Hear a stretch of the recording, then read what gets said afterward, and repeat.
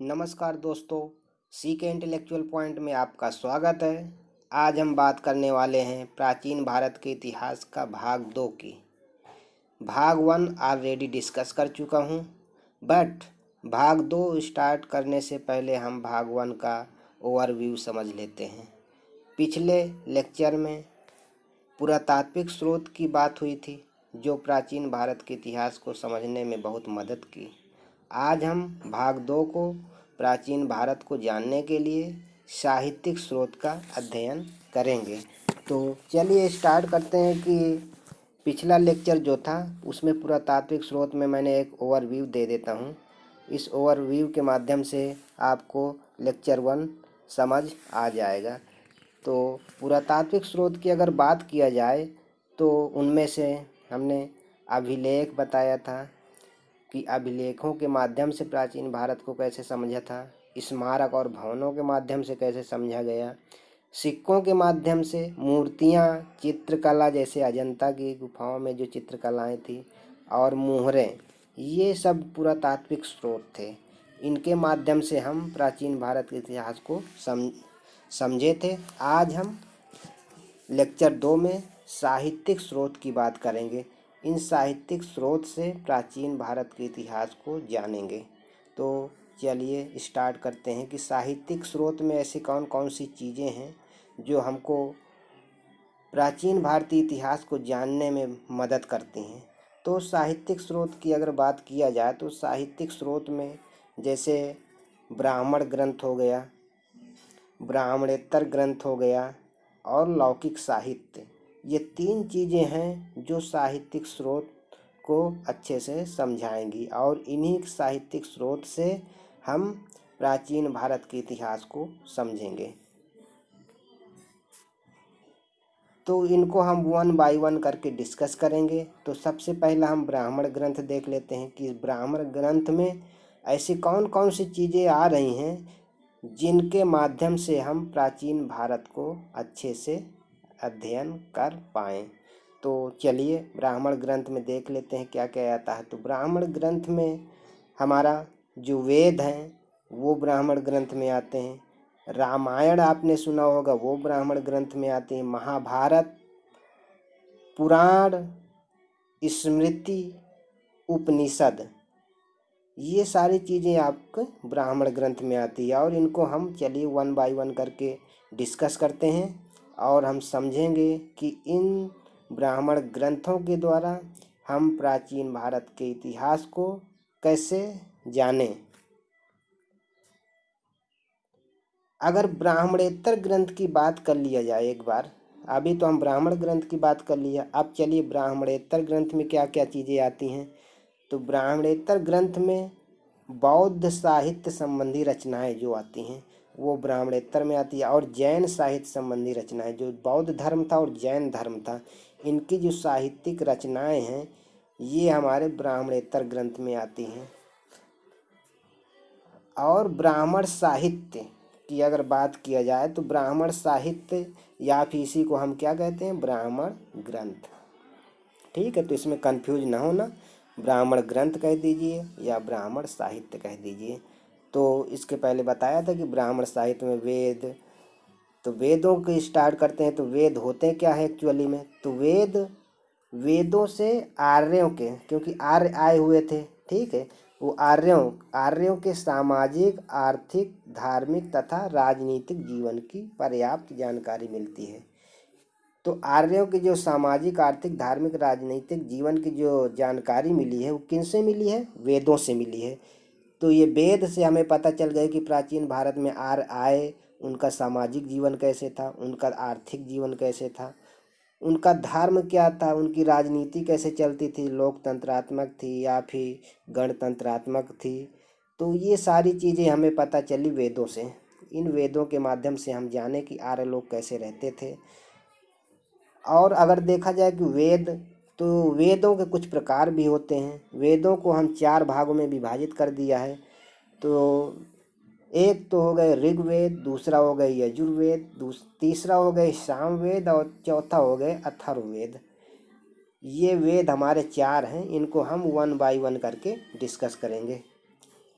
तो ऋग्वेद की अगर बात किया जाए तो ऋग्वेद हमारा 1500 से 1000, ये ऋग्वेद की अगर बात किया जाए तो 1500 से 1000 ईसा पूर्व में इसकी बात हुई थी ऋग्वेद में। अब ऋग्वेद से कुछ महत्वपूर्ण प्रश्न बनते हैं, उनको मैं पॉइंट किया हूँ, पॉइंट वाइज आपको डिस्कस करूँगा। तो ये जो पॉइंट वाइज जो भी हैं तो उनको आप ज़रूर पढ़िएगा, क्योंकि ये हर एक कॉम्पिटिटिव एग्ज़ाम के लिए बहुत ही इम्पोर्टेंट और हर बार पूछे जाते हैं। तो इनको मैंने पॉइंट वाइज डिस्कस किया है। तो चलिए स्टार्ट करते हैं। तो ऋग्वेद की अगर बात करें तो ऋग्वेद जो है सबसे प्राचीनतम वेद है। सारे वेदों में कितने वेद हैं? 4 वेद है। कौन कौन से? ऋग्वेद, यजुर्वेद, सामवेद, अथर्ववेद।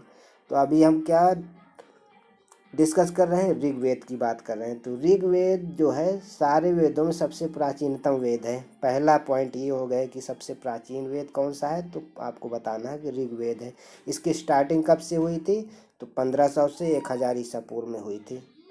दूसरा बात अगर देखा जाए तो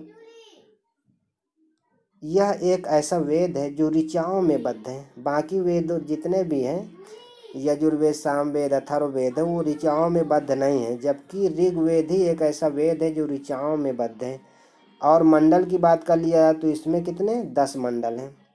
10 मंडल हैं ऋग्वेद में, और हर एक मंडल में अलग अलग चीज़ें उसमें डिस्कस की गई हैं। तो एक तरीके से चैप्टर कह दीजिए, कितने चैप्टर हैं, क्योंकि चैप्टर वाइज में हर एक चैप्टर में एक अलग स्टोरी, अलग कहानी होती है। इसी तरीके से मंडल कहा जाता था। तो इसके अलग अलग मंडल थे, और अलग अलग मंडल में हर एक मंडल में एक अलग तरीके की चीज़ें आपको मिलेंगी। तो इसमें कितने मंडल थे? 10 मंडल थे। इस वेद को पढ़ने वालों को होत्री कहा जाता था, होत्री, क्योंकि जो भी संत ऋग्वेद को पढ़ते थे तो उन जो संत पढ़ते थे, जैसे ये संत बैठे हुए हैं, तो इनको क्या कहा जाता था? होत्री कहते थे, क्योंकि ये ऋग्वेद का अध्ययन कर रहे हैं। तो इनको पढ़ने वालों को हम बोलते थे होत्री। ठीक है। अब ये बहुत ही इम्पोर्टेंट पॉइंट है कि ऋग्वेद के तीसरे मंडल, अब देखिए मैंने बताया था कि आपको हर एक मंडल में अलग अलग चीज़ें मिलेंगी। तो ऋग्वेद का ये कौन सा मंडल कह रहा? तीसरा मंडल। इसमें सूर्य देवता सविता को समर्पित प्रसिद्ध गायत्री मंत्र है। ये क्वेश्चन बहुत बार पूछा गया है कि गायत्री मंत्र जो है ऋग्वेद में किस मंडल में आता है। तो आपको बताना है कि ये तीसरे मंडल में है, और इस सूर्य देवता को समर्पित है। सूर्य देवता सविता को समर्पित है गायत्री मंत्र, और ये तीसरे मंडल में है ऋग्वेद के। तो ये पॉइंट आप याद कर लीजिए।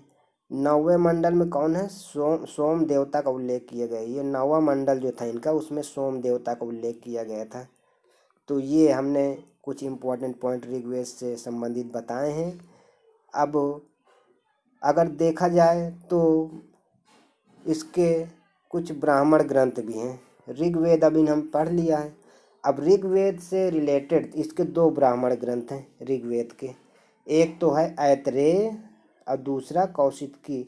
ये भी बहुत ही इम्पोर्टेंट है। इसमें पूछ लेता ना कि ऋग्वेद में कितने ब्राह्मण ग्रंथ हैं, तो 2 हैं। और ये भी नहीं पूछे कितने हैं, उसके नाम डायरेक्ट पूछेंगे कि कौन कौन से हैं। ऑप्शन में दे देगा 4 ऑप्शन में। तो आपको याद रखना है कि इसमें ऋग्वेद में आपके 2 ब्राह्मण ग्रंथ है। पहला ऐतरेय, दूसरा कौशिकी, या इसी को संखायन भी कहते हैं। और तीसरी बात, एक इम्पॉर्टेंट पॉइंट ये है कि संयुक्त राष्ट्र शैक्षिक, वैज्ञानिक और सांस्कृतिक संगठन है एक, जिसको हम इंग्लिश में यूनेस्को बोलते हैं, द्वारा ऋग्वेद को विश्व मानव धरोहर के साहित्य में शामिल किया गया है। ये इतना ऋग्वेद इम्पोर्टेंट है कि इसको विश्व धरोहर की सूची में शामिल कर लिया गया है। विश्व धरोहर की सूची में शामिल कौन करता है? यूनेस्को करता है। तो यूनेस्को ने ऋग्वेद को विश्व मानव धरोहर के साहित्य में शामिल कर लिया है। यूनेस्को में इतना आसान नहीं होता है कोई चीज़ शामिल करना। जब देखते हैं इसकी इम्पोर्टेंस बहुत ही ज़्यादा है, तो अभी उसको संरक्षण प्रदान किया जाता है यूनेस्को के द्वारा, और उसको विश्व धरोहर की सूची में शामिल कर लिया जाता है। तो ये पॉइंट आपके ऋग्वेद से संबंधित रहे। 2 ब्राह्मण ग्रंथ है, ऐतरेय और कौशिकी या संख्यायन। अब हम बात कर दें यजुर्वेद की। ऋग्वेद के बाद दूसरा जो वेद आया यजुर्वेद आया। यजुर्वेद यजुर्वेद की अगर बात किया जाए तो इसमें यज्ञों के नियमों या विधानों का संकलन मिलता है। मतलब जो भी उस समय यज्ञ होते थे उनके नियम कानून क्या थे, कैसे यज्ञों को स्टार्ट करना है, क्या क्या ज़रूरत है, क्या उसमें रहना, किस तरीके से क्या चीज़ें यूज करना है, वो सारी चीज़ें यजुर्वेद में बताई गई हैं। यही कारण है कि इसे कर्मकांडी वेद। अब ये भी पूछ लेगा कि भाई कर्मकांडी वेद किसे कहते हैं, तो आप बता दीजिए कि यजुर्वेद को कर्मकांडी वेद भी कहते हैं। क्यों? क्योंकि इसमें यज्ञों के नियमों का उल्लेख किया गया है। अब मैं एक ट्रिक बता रहा हूँ, क्योंकि ये पूछा जाता, हमेशा पूछा जाता है कि ऐसा कौन सा वेद है जिसमें यज्ञ की बात किया गया है। तो यजुर्वेद में यज्ञ का उच्चारण निकलता है। यजुर्वेद में देखो या जो है या से यज्ञ याद रखना, यज्ञ में भी या होता है और यजुर्वेद में भी यज्ञ या होता है। तो या से स्टार्ट दोनों हो रहे हैं, तो इसलिए या से यज्ञ, तो यजुर्वेद में यज्ञ का उच्चारण निकलता है। तीसरा पॉइंट ये है कि यह गद्य एवं पद दोनों में है। आपको ये क्वेश्चन पूछ लेगा कि ऐसा कौन सा वेद है जो गद्य और पद दोनों में है, तो आपको बिल्कुल निसंकोच यजुर्वेद पे टिक कर देना है। तो यजुर्वेद जो है गद्य और पद दोनों में उपस्थित है। अब इसके दो ब्राह्मण ग्रंथ इसके भी हैं। ऋग्वेद के भी दो ब्राह्मण ग्रंथ देखे थे कि ऐतरेय और सितकी थे। इसी तरीके से यजुर्वेद के भी दो ब्राह्मण ग्रंथ हैं, इसके शतपथ और तैत्तरीय। पहला शतपथ, दूसरा तैत्तरीय। इसके दो ब्राह्मण ग्रंथ शतपथ और तैत्तरीय। अब मैं एक ट्रिक बता रहा हूँ कि क्योंकि आप भूल जाएंगे, जिस समय पढ़ेंगे तभी याद रहेगा, और दूसरे दिन, तीसरे दिन, चौथे दिन ऐसे करके आप फिर 4-6 दिन में जब भी दोबारा पढ़ेंगे तो ये सब ब्राह्मण ग्रंथ हैं, ये सब भूल जाएंगे। तो उसके लिए मैंने एक ट्रिक बनाया है कि यष्टि के लिए यज्ञों से मनाही। यष्टि आप जानते हैं क्या है? शेड्यूल्ड ट्राइबेट, अनुसूचित जनजाति।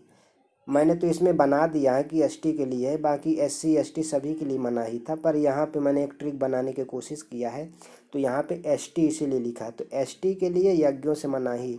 अनुसूचित जनजातियाँ जो थीं उनको यज्ञ नहीं किया जाता था। यज्ञ अगर वो कर लिया तो कहते थे कि ये अछूत हैं, तो उनके यज्ञों से मनाही थी। अब जब यज्ञों से मनाही थी तो यहाँ से एक ट्रिक बन गई। किसको यज्ञों से मनाही थी? एसटी को। अब यस मीन्स क्या होता है? शतपथ। याद रखना कि यस शतपथ, और टी मीन्स होता है तैत्तरीय। तो ट्रिक आपको याद हो गई होगी कि यष्टि के लिए यज्ञों से मनाही है। मतलब यज्ञों को एसटी द्वारा स्टार्ट नहीं करवाया जाता था। एसटीओ को यज्ञ पढ़ने तक के, यज्ञ में या फिर जो भी वेद थे उनको पढ़ने तक का वो नहीं दिया जाता था। तो यज्ञों की तो बहुत बड़ी बात है, यज्ञ भी उनको नहीं करवाने दिया जाता था। तो यष्टि के लिए यज्ञों से मनाही। यस से मीन्स होता शतपथ, टी मीन्स तैत्तरीय। तो ये आपको ट्रिक याद रखना है। अब तीसरा वेद हम पढ़ लेते हैं। तीसरा वेद है सामवेद। सामवेद को बोलते हैं संगीत, भारतीय संगीत का जनक। इसको भारतीय संगीत का जनक कहा जाता है सामवेद को। और ये बहुत बार क्वेश्चन पूछा गया है कि भारतीय संगीत का जनक किसे कहा जाता है, तो सामवेद को। अब सामवेद में स्टार्टिंग किससे हो रही? सा से होती है, और संगीत में भी स्टार्टिंग किससे होती है? सा से होती है। तो सामवेद में संगीत की बात किया गया है, ठीक है। तो इसे भारतीय संगीत का जनक कहा जाता है। अगर एक मैंने ट्रिक बनाने की कोशिश किया कि सामवेद में सा जो है वो संगीत को दर्शाता, जैसे यजुर्वेद में हमने बताया था कि यह जो है वो यज्ञ को दर्शाता था। तो आप यज्ञ की बात जब भी करेंगे तो उसमें तुरंत आपको माइंड में ट्रिक होना चाहिए कि यह किस में है, तो हाँ यजुर्वेद में है, ठीक है। तो यजुर्वेद में यज्ञ की बात किया गया है। अब संगीत की बात करना है तो उसमें सामवेद, क्योंकि सामवेद में भी सा से स्टार्टिंग है और संगीत भी सा से स्टार्टिंग है, तो सामवेद में संगीत की बात कही गई है। तो ये आपको याद रखना है। इसमें 7 स्वरों को उत्पत्ति हुई थी। सामवेद से आपको 7 स्वर निकले थे। कौन कौन से? सा रे गा मा पाधानी, ये 7 स्वर हैं, इनकी उत्पत्ति कहाँ से हुई थी? सामवेद से, क्योंकि सारे गामा पाधानी ये संगीत के स्वर हैं, ठीक है। और संगीत की बात किस में कही गई? सामवेद में। तो सारे गामा पाधानी 7 स्वर जो हैं, इसकी उत्पत्ति सामवेद से हुई है। अब सामवेद में क्या है? सूर्य के स्तुति मंत्र है, इसमें सूर्य देवता के स्तुति मंत्र जो है वो सामवेद में है। ब्राह्मण ग्रंथ की बात किया जाए तो अभी देखो, ऋग्वेद में भी हमने 2 ब्राह्मण ग्रंथ पढ़े थे, ऐतरेय और सितकी। यजुर्वेद में भी 2 ब्राह्मण ग्रंथ पढ़े थे। यजुर्वेद यज्ञ की बात किया था, मैंने ट्रिक बताया था कि यजुर्वेद में यज्ञ की बात किया, और यष्टि को यज्ञ से मनाई थी। यश मीन शतपथ, अट्री, तैत्तिरीय। इसी तरीके से ब्राह्मण ग्रंथ, अगर सामवेद की बात किया जाए तो सामवेद में भी 2 ब्राह्मण ग्रंथ, एक पंचविश ब्राह्मण और दूसरा खड़विश ब्राह्मण। तो पंचविश ब्राह्मण और खड़विश ब्राह्मण ये किस में? सामवेद में। अब मैंने एक ट्रिक बनाया है इसमें कि 5 या 6 से ज़्यादा स्वरों का उल्लेख है। 5 या 6 से ज़्यादा स्वर, जब भी स्वरों की बात करें आ जाए तो इसका मतलब है कि आपका सामवेद की बात हो रही है, क्योंकि सामवेद में 7 स्वर की बात हुई थी, ठीक है। तो 5 या 6 से ज़्यादा स्वरों का उल्लेख किया गया, इसमें 7 स्वरों का उल्लेख किया गया है ना, तो वही मैंने ये ट्रिक बनाया कि 5 या 6 से ज़्यादा स्वरों का उल्लेख किया गया है। तो 5 से आप बना लीजिए पंचविश और 6 से खड़विश। तो पंचविश और खड़विश, तो 2 ब्राह्मण ग्रंथ से इसके 2 ब्राह्मण ग्रंथ हो गए। एक तो पंचविश ब्राह्मण ग्रंथ, दूसरा खड़विश ब्राह्मण ग्रंथ। तो ट्रिक आप याद रखिएगा, 5 या 6 स्वरों का या उससे ज़्यादा स्वरों का उल्लेख किया गया है किसमें? सामवेद में। सामवेद किस लिए है? किसका जनक कहा जाता है? संगीत, भारतीय संगीत का जनक कहा जाता है। इसमें 7 स्वरों की उत्पत्ति हुई है, सारे गामा पा धा नी। और सूर संस्तुति या स्तुति के मंत्र किसमें है? सामवेद में है। तो ये इम्पोर्टेंट पॉइंट मैंने डिस्कस किया है सामवेद से। अगला वेद हम चलिए डिस्कस करते हैं, अथर्ववेद। ये चौथा वेद है, अथर्ववेद है। इसमें ब्रह्म ज्ञान, धर्म, समाज निष्ठा, औषधि प्रयोग, रोग निवारण, जादू टोना, तंत्र मंत्र जैसे विषयों का वर्णन है। जिससे भी, जैसे क्वेश्चन में कई बार पूछा था, मैंने भी एग्जाम दिया हूँ तो कई बार पूछा है कि औषधि का प्रयोग, ऐसा कौन सा वेद है जिसमें औषधि का प्रयोग किया गया है? तो आपको याद रखना कि अथर्ववेद में औषधि का प्रयोग किया। जादू टोना, तंत्र मंत्र बहुत ज़्यादा चलते थे, अभी भी चल रहे हैं, पहले भी चला करते थे। तो इन सब चीज़ों का वर्णन किया गया है अथर्ववेद में। तो अथर्ववेद भी बहुत ही इम्पोर्टेंट है और सबसे लास्ट वेद है। अब ये ब्राह्मण ग्रंथ, इसका देखा जाए तो सिर्फ एक ब्राह्मण ग्रंथ है, कौन सा? गोपथ। सिर्फ ब्राह्मण ग्रंथ इसका, अथर्ववेद का सिर्फ एक ही ब्राह्मण ग्रंथ है, गोपथ। याद रखिएगा, गोपथ। अब मैं बहुत ही इम्पोर्टेंट पॉइंट डिस्कस करने वाला हूँ कि मुंडको उपनिषद से ही भारत का राष्ट्रीय आदर्श वाक्य सत्यमेव जयते। सत्यमेव जयते आप जहाँ भी देखेंगे हर जगह आपको राष्ट्रीय, भारत का राष्ट्रीय वाक्य, कोई भी बड़ी ऑफिस है, प्रधानमंत्री, मुख्यमंत्री, राष्ट्रपति, कहीं भी जाएंगे आपको तो सबसे पहले आपको लिखा हुआ मिलेगा सत्यमेव जयते। तो ये सत्यमेव जयते जो है भारत का राष्ट्रीय आदर्श वाक्य कहलाता है। इसको कहाँ से लिया गया है? मुंडको उपनिषद से। मुंडको उपनिषद से इसको लिया गया है सत्यमेव जयते को। और किस में आता है? अथर्ववेद में आता है, ठीक है।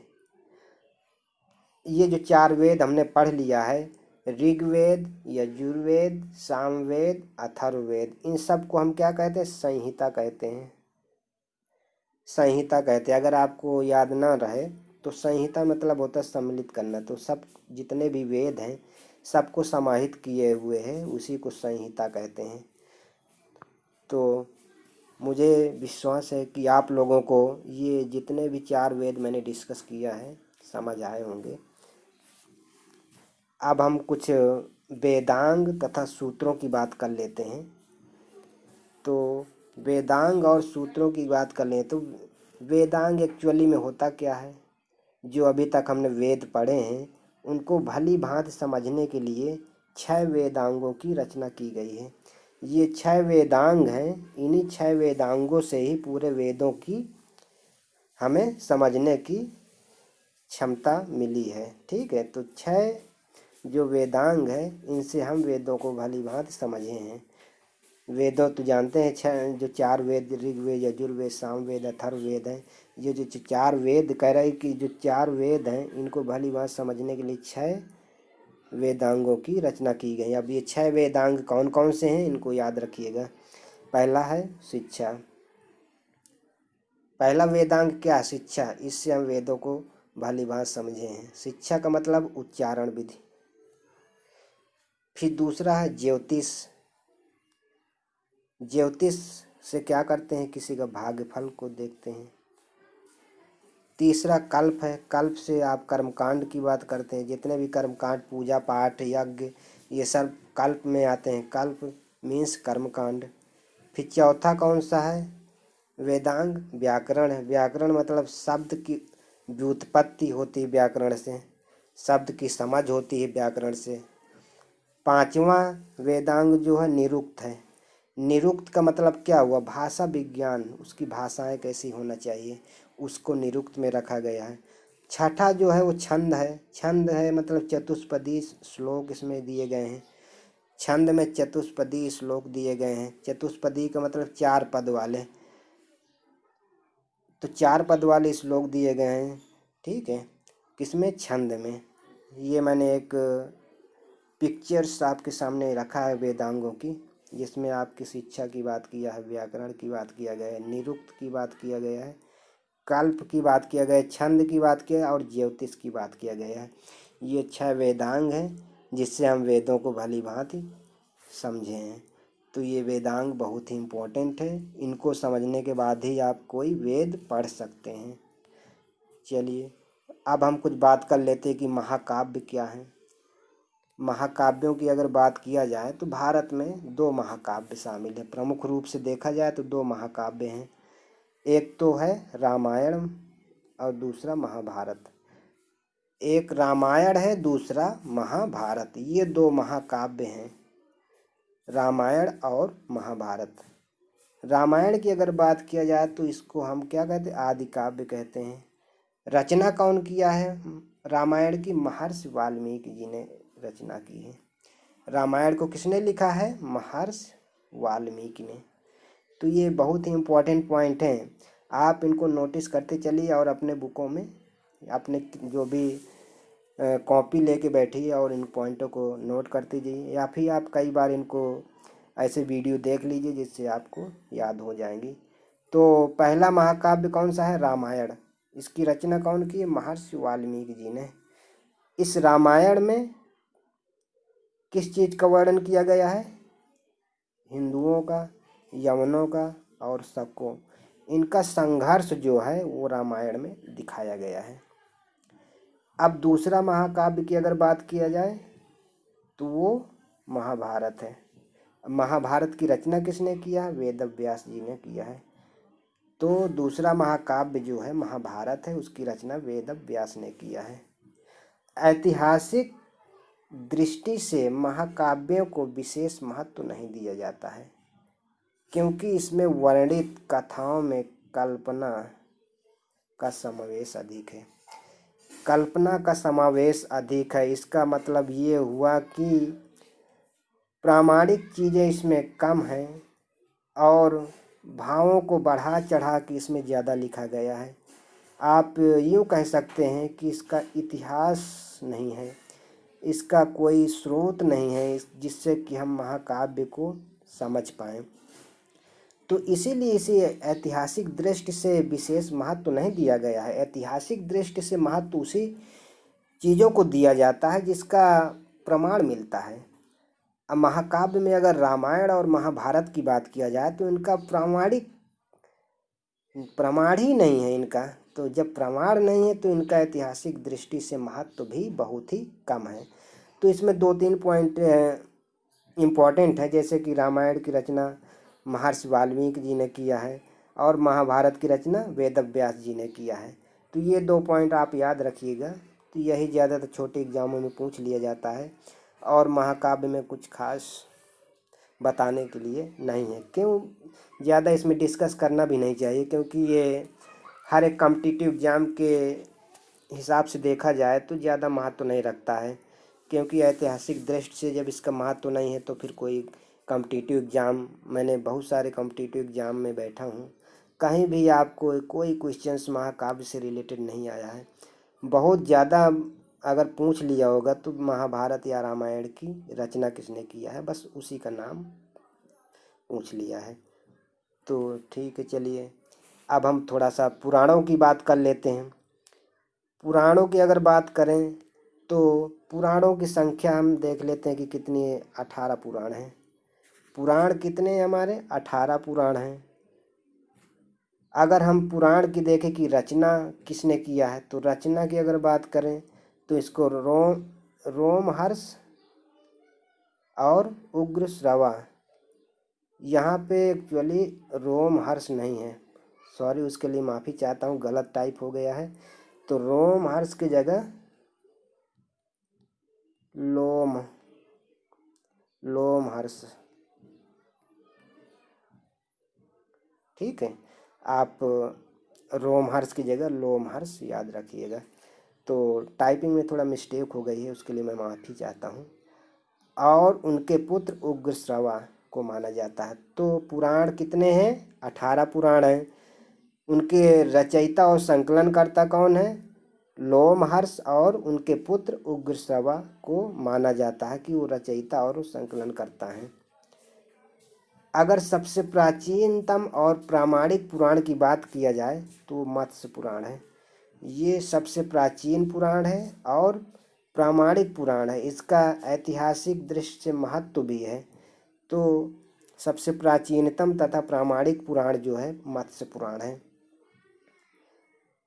अब इसके रचयिता और संकलनकर्ता जो हैं उनको शायद आप याद ना कर पाए, क्योंकि ये थोड़ा सा टफ नाम है तो भूल जाएंगे। तो उसके लिए मैंने एक छोटी सी ट्रिक बनाया है, तो मुझे विश्वास है कि आप लोग इस पे देखिए और उसको समझिए, यदि समझ आ जाएगा। तो लोमहर्ष में हर्ष तथा उग्रश्रवा में क्रोध, दोनों का समावेश है। लोमहर्ष में हर्ष, हर्ष का मतलब क्या होता है? उल्लास, खुशी। तो हर्ष में खुशी की बात हो रही है। और उग्रश्रवा में जो उग्र है, उग्र शब्द है, उग्र क्या होता है? भड़काऊ शब्द होता है, मतलब क्रोधित वाला वर्ड होता है उग्र। तो उग्र मतलब होता है क्रोध और हर्ष मतलब होता है खुशी। तो पुराणों में क्या है? हर्ष भी है और क्रोध भी है, क्योंकि उसमें जैसे यज्ञ हुआ और भी तमाम ऐसे उत्सव मनाए जाते हैं जिसमें हर्ष की बात होती है, खुशी की बात होती है। और पुराणों में ऐसे बहुत सारे युद्धों की बात भी किया गया है, जिसमें युद्ध कब होते हैं? जब एक दूसरे क्रोध करते हैं, कुछ ऐसी बातें होती हैं जिससे क्रोध आता है, तो वहाँ पे युद्ध होता है।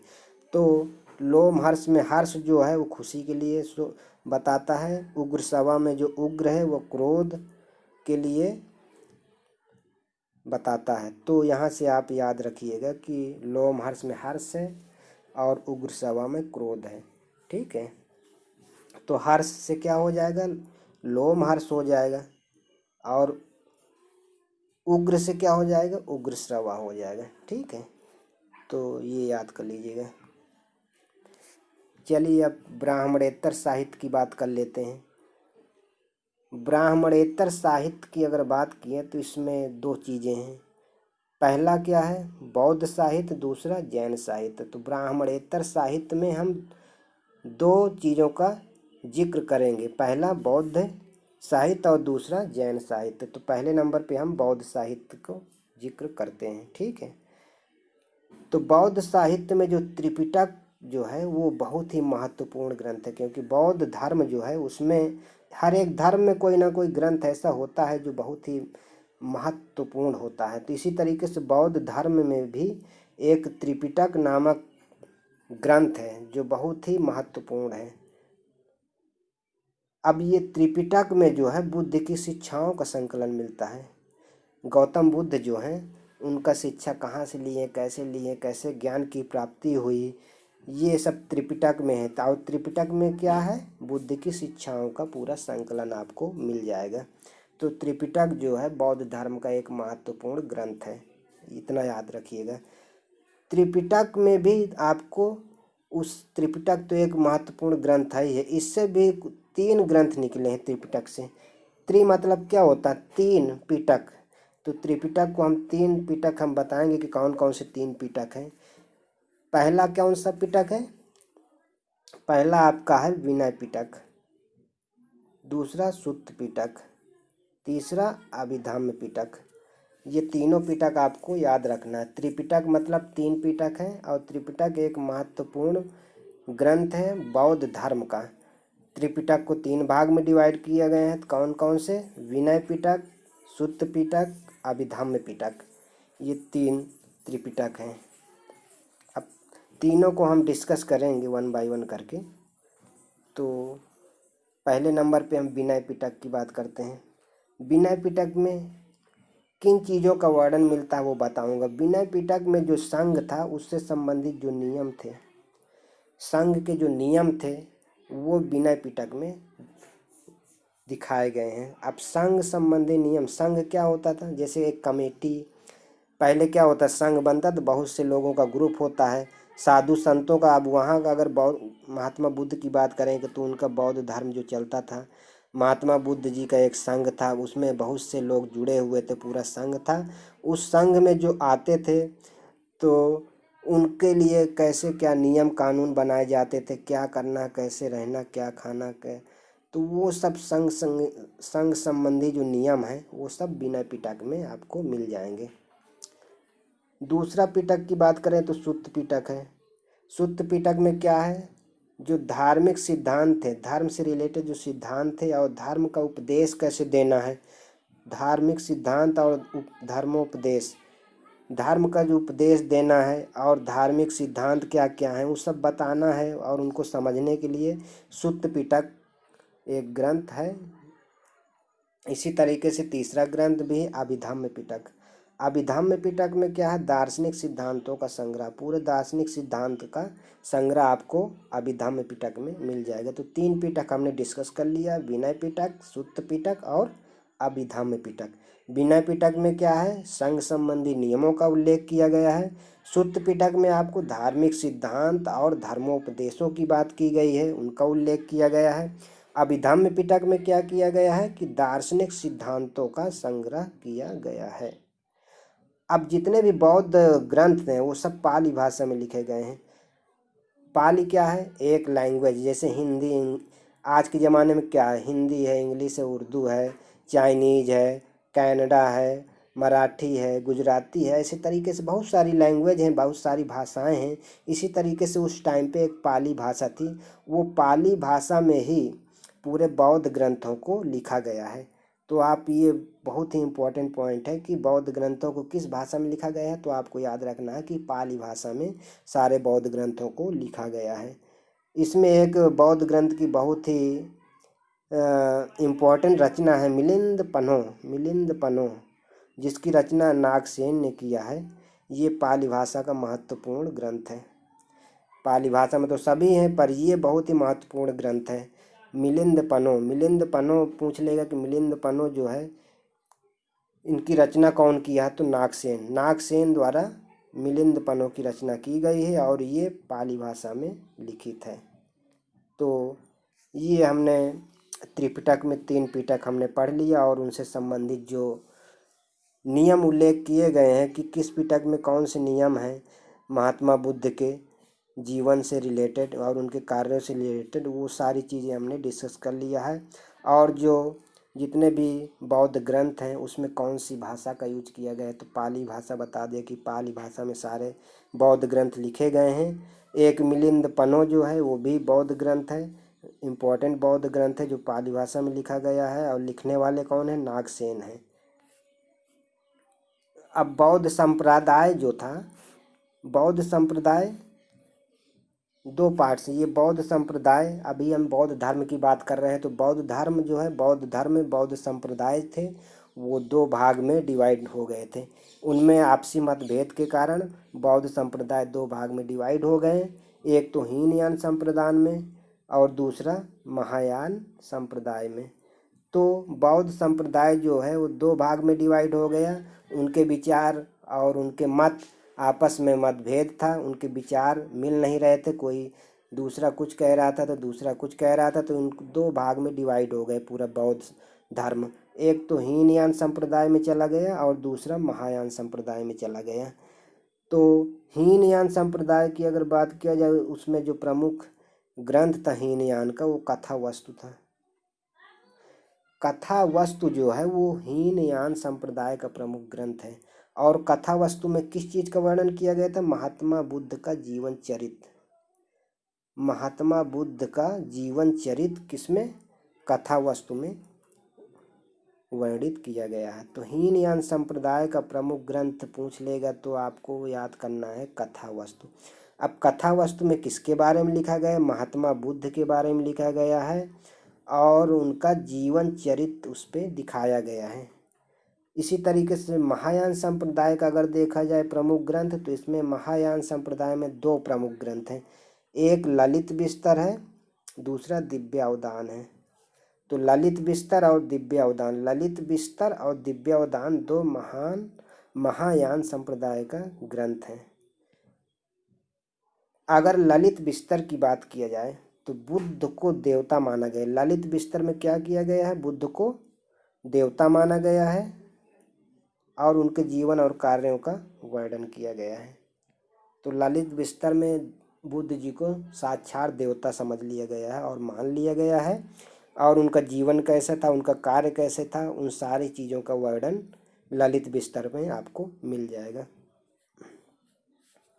इसी तरीके से दिव्यावदान जो महायान का प्रमुख ग्रंथ है, उसमें अशोक जो था, अशोक महान बहुत बड़ा योद्धा, भारतीय योद्धा थे। अशोक के उत्तराधिकारियों का शासन का वर्णन मिलता है दिव्यावदान में। तो दिव्यावदान में अशोक के जितने भी उत्तराधिकारी थे उन सब का शासन का वर्णन दिखाया गया है।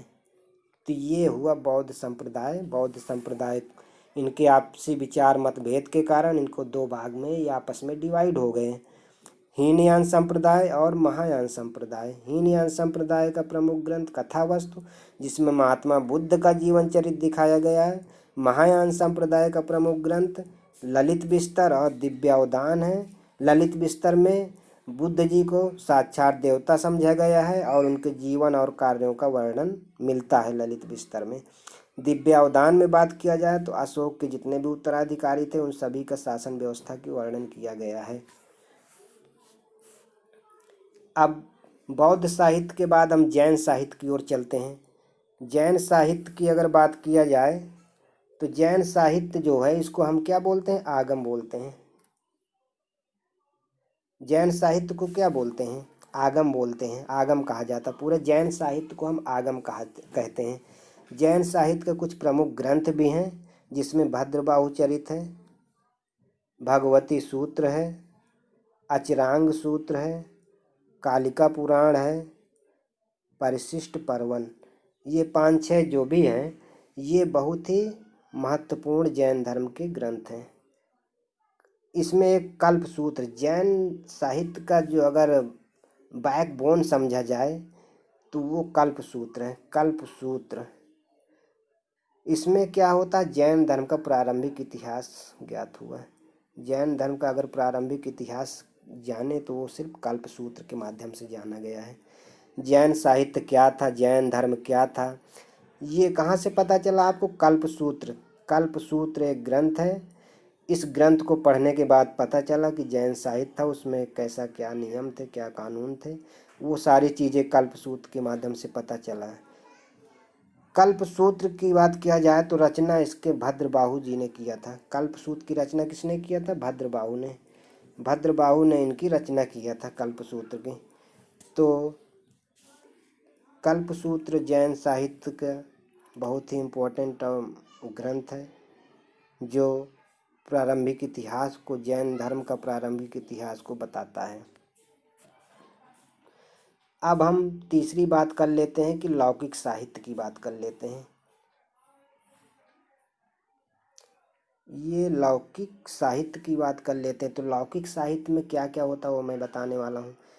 इससे ग्रंथों तथा जीवनियों का विशेष रूप से उल्लेख किया गया। तो लौकिक साहित्य में क्या किया गया है कि जो भी ग्रंथ हैं और जो जीवनियाँ हैं, जो दूसरों पे जीवनियाँ लिखी गई हैं और ग्रंथ जो लिखे गए हैं, उन सब चीज़ों का उल्लेख लौकिक साहित्य में आपको मिल जाएगा। तो चलिए कुछ रचनाएं मैं आपको बता रहा हूँ जी, बहुत ही इम्पोर्टेंट रचना। अगर इनको याद कर लेंगे तो इनसे कहीं बाहर आपको क्वेश्चन नहीं जाएगा। ये हमेशा हर एक कॉम्पिटिटिव एग्जाम में पूछा जाता है। तो चलिए दोस्तों, हम कुछ रचनाएं देखते हैं, उनसे संबंधित रचनाकार कौन है और उन रचना का विषय क्या है, ये चीज़ें आज बताने वाले हैं। तो पहली रचना हम ले लेते हैं अष्टाध्यायी। इतना महत्वपूर्ण रचनाएं हैं कि आप जब पढ़ेंगे तब समझेंगे कि हाँ, वास्तव में बहुत ही महत्वपूर्ण रचनाएं हैं। तो पहला है अष्टाध्यायी। अष्टाध्यायी की रचना किसने किया है? पाणिनि ने। पाणिनि ने अष्टाध्यायी की रचना किया गया। अब विषय क्या है? व्याकरण ग्रंथ है। व्याकरण ग्रंथ है, पाणिनि ने लिखा है, रचना अष्टाध्यायी। दूसरी रचना की बात किया जाए तो अर्थशास्त्र है। अब आप इसको जरूर सुने होंगे, अर्थशास्त्र।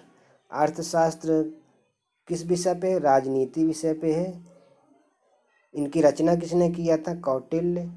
कौटिल्य को कौन नहीं जानता, सब लोग जानते। कौटिल्य या फिर चाणक्य आप कह सकते हैं। कौटिल्य या चाणक्य अर्थशास्त्र की रचना किया है। विषय अर्थशास्त्र में राजनीति थी, उसमें पूरा किस विषय में बात किया गया? मौर्य काल के बारे में बात किया गया है। कौटिल्य किस टाइम पे थे? चंद्रगुप्त मौर्य के समय में थे, तो इसलिए मौर्य काल के बारे में आपकी पूरी राजनीति अर्थशास्त्र में मिल जाएगी, जिसकी रचना कौटिल्य ने किया है। इसके बाद तीसरी रचना है मालविकाग्निमित्रम। मालविकाग्निमित्रम, जिसकी रचना कालिदास जी ने किया है। इसमें शुंग वंश के बारे में बताया गया है। इसी तरीके से हर्षचरित बाणभट्ट ने इसकी रचना किया है। हर्ष की उपलब्धियों का वर्णन किया गया है। इसी तरह रामचरित है एक, जिसमें संध्याकर नंदी ने इसकी रचना की है। इसमें क्या किया गया है? बंगाल के शासक रामपाल की जीवन कथा दिखाई गई। किसमें? रामचरित में। रचना किसने किया? संध्याकर नंदी ने। इसी तरीके से पृथ्वीराज रासो है, बहुत ही इम्पोर्टेंट रचनाएं हैं। पृथ्वीराज रासो, जिसकी रचनाकार कौन है? चंद्रवरदाई हैं। विषय क्या है? पृथ्वीराज चौहान की उपलब्धियां बताई गई। मैं अभी आपको 1 बाय 1 करके डिस्कस कर रहा हूँ, फिर मैं एक ट्रिक आपको बताऊंगा। उस ट्रिक के माध्यम से आप ये सारे रचना और उनके रचनाकारों को आसानी से आप याद कर पाएंगे।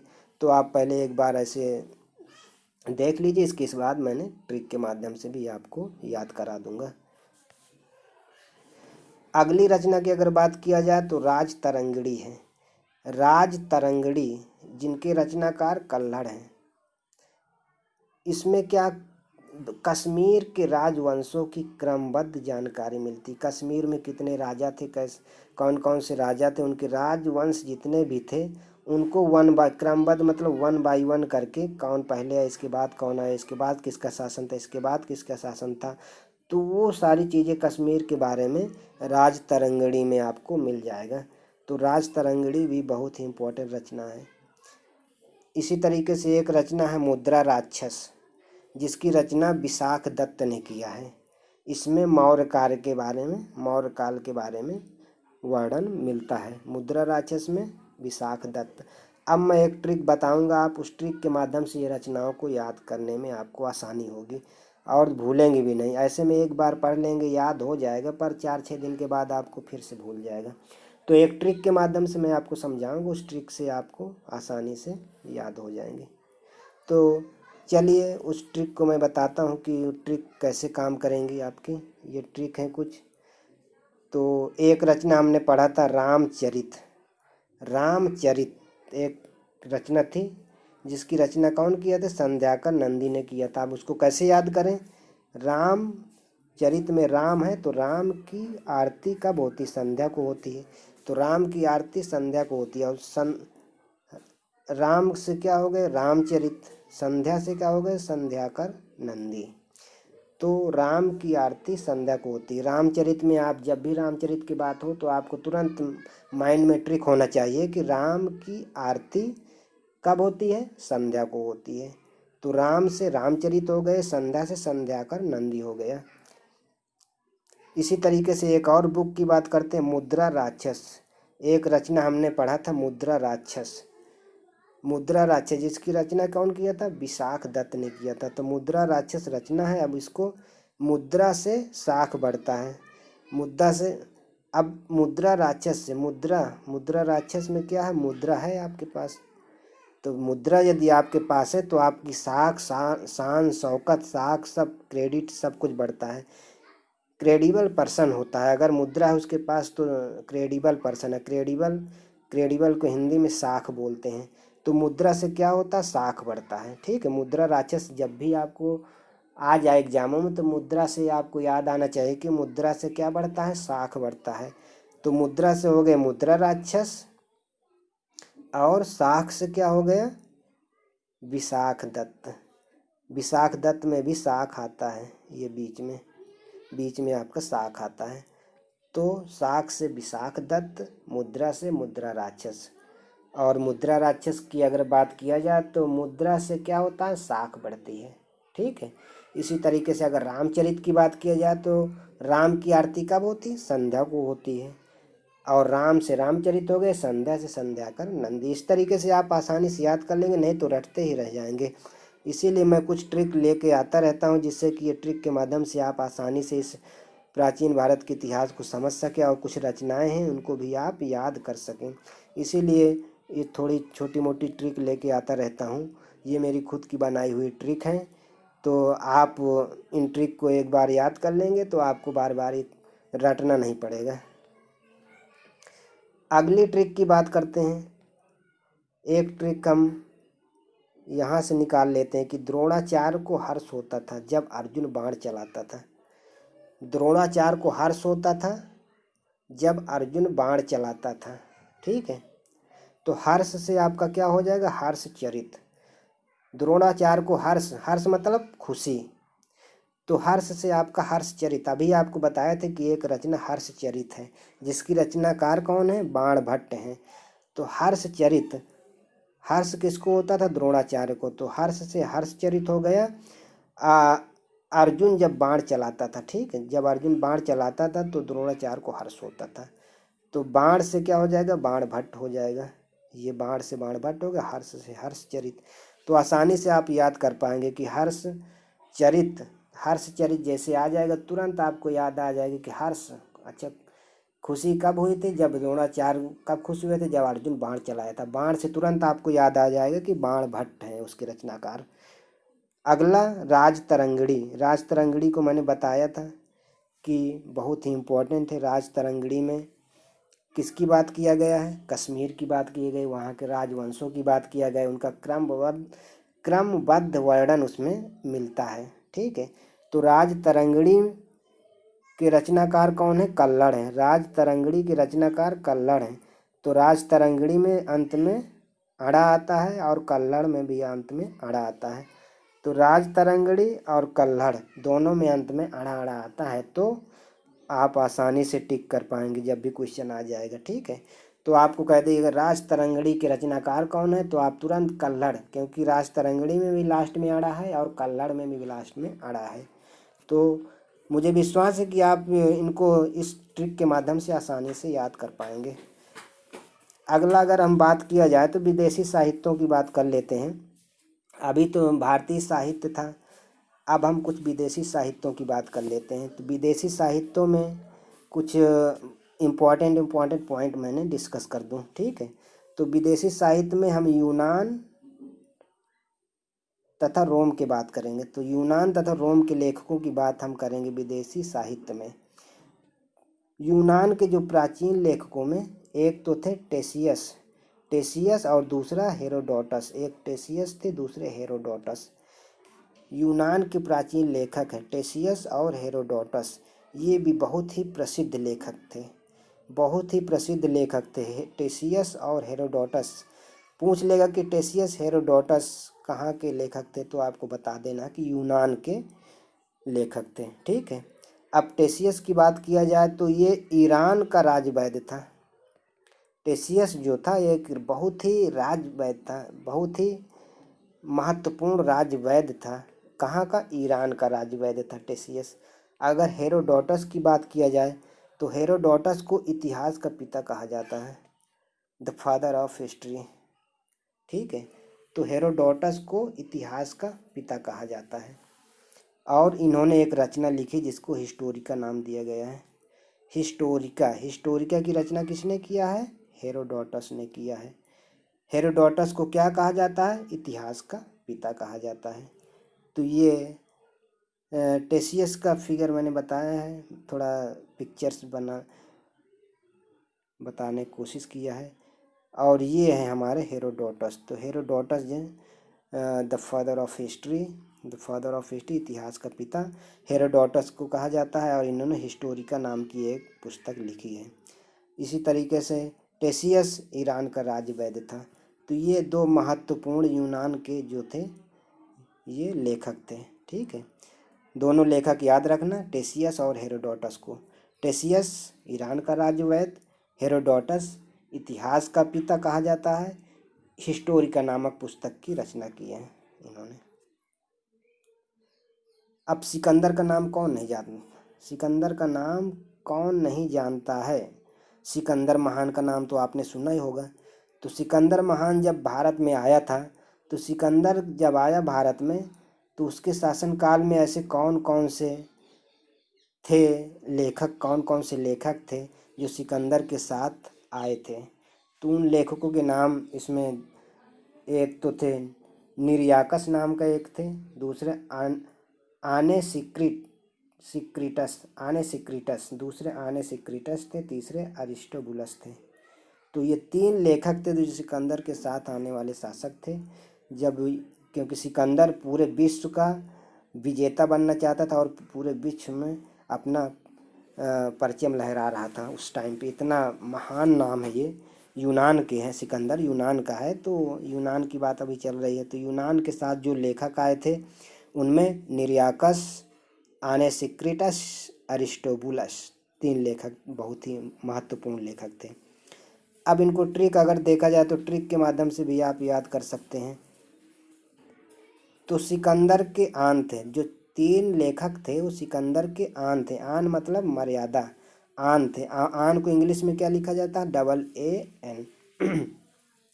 अब ए से क्या हो जाएगा? आनेसिक्रिटस, दूसरे ए से हो जाएगा अरिस्टोबुलस और एन से निर्याकस। तो इसके माध्यम से भी आप सिकंदर के साथ आने वाले शासक को याद कर सकते हैं। सिकंदर का जो थे ये आन थे, सिकंदर के आन थे। अब सिकंदर जब चला गया उसके पश्चात भी कुछ लेखक राजदूत आए थे। उन लेखक राजदूत में एक तो थे मेगस्थनीज थे, दूसरे डाइमेकस थे, तीसरा डायनीसियस थे। तो तीन राजदूत लेखक आए थे जो सिकंदर के बाद आए थे। इन तीनों को, एक तो मेगस्थनीज था, दूसरा डाइमेकस, तीसरा डायनीसियस थे। तो इसको ट्रिक के माध्यम से याद करेंगे। Double D M, remember double D M, double D M, D D M, double D M. वहाँ पे डबल ए एन था, वहाँ पे डबल ए एन था, अब यहाँ पे डबल डी एम था, डबल डी एम है। तो पहले डी का मतलब क्या हुआ? डाइमेकस, दूसरा डी का मतलब हो गया डायनीसियस और एम का मतलब हो गए मेगस्थनीज।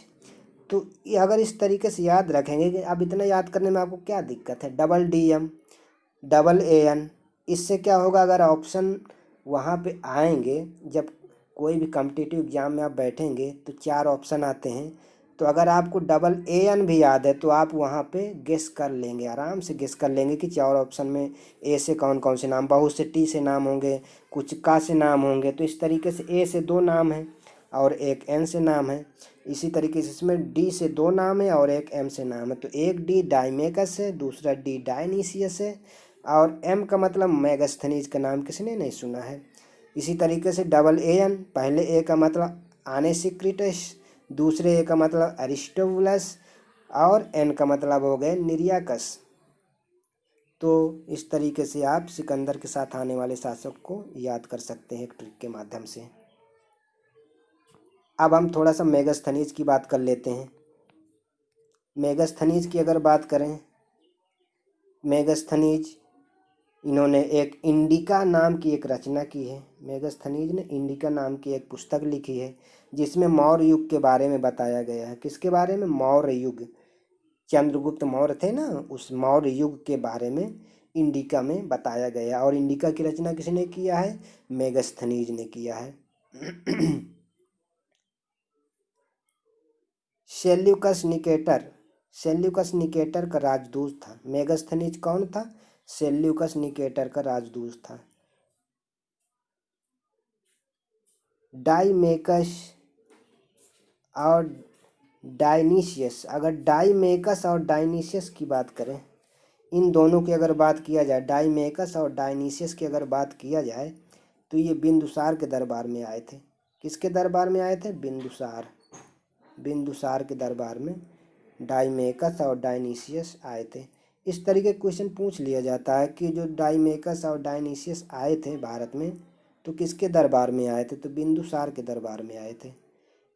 अब एक लेखक और थे, प्लिनी, प्लिनी नाम के लेखक थे। इन्होंने नेचुरल हिस्ट्री नामक एक प्रसिद्ध पुस्तक की रचना की है। इसी तरीके से टालेमी नाम के एक लेखक थे जो जियोग्राफी, जो आप भूगोल पढ़ते हैं, जियोग्राफी नामक पुस्तक की रचना की है टालेमी नामक लेखक ने।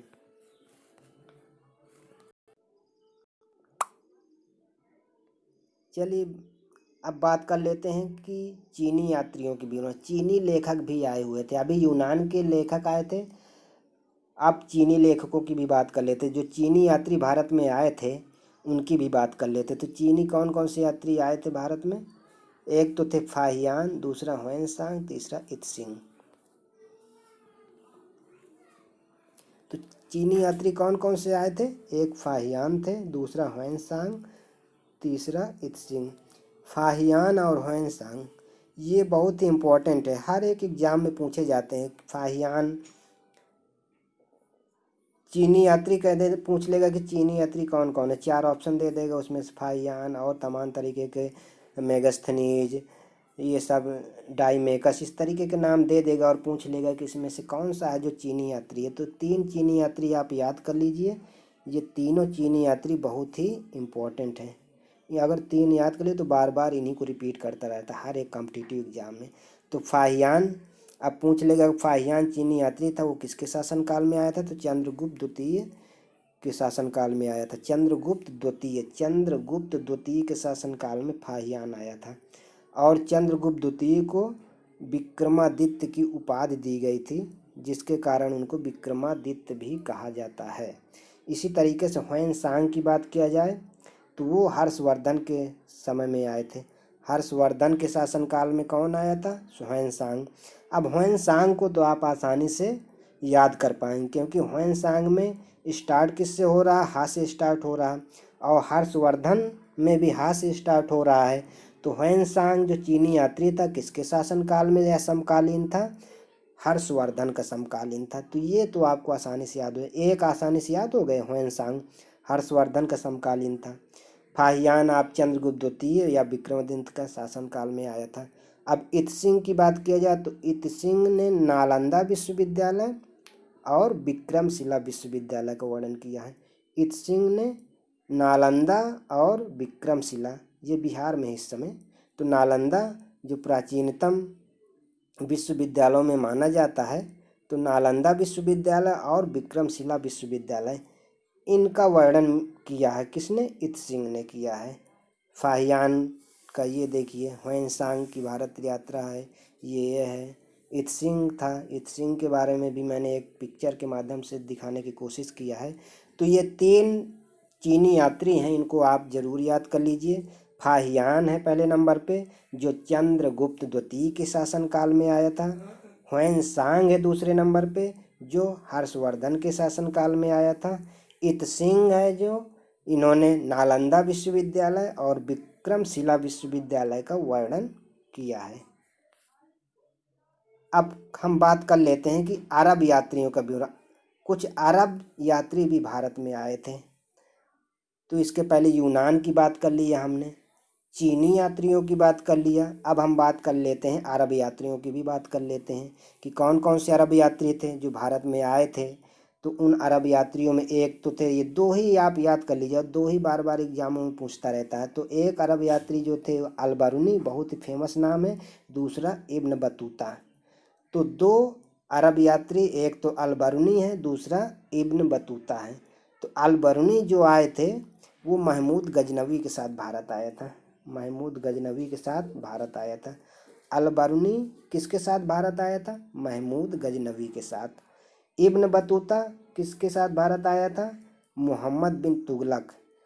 इब्न बतूता में जो तू है वो तुगलक को दिखाता है। आप ट्रिक के माध्यम से आप याद कर लीजिए कि इब्न बतूता जो है, इब्न बतूता जब भी नाम पढ़ेंगे तो तू आ जाएगा, तू से क्या हो जाएगा? तुगलक, मोहम्मद बिन तुगलक, मोहम्मद बिन तुगलक। दिल्ली में काजी के पद पर नियुक्त किया, किसको? इब्न बतूता को।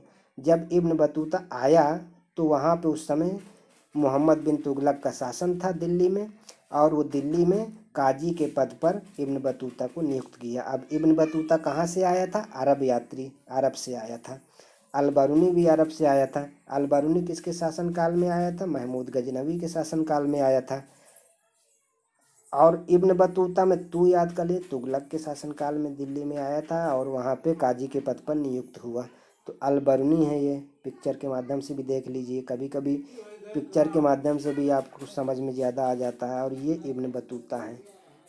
तो अरब यात्रियों में दो हैं आपका, एक तो अल बरूनी है, दूसरा है इब्न बतूता।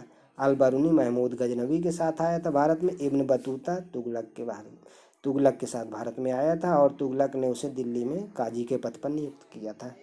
तो ये दो आपके अरब यात्री हो गए।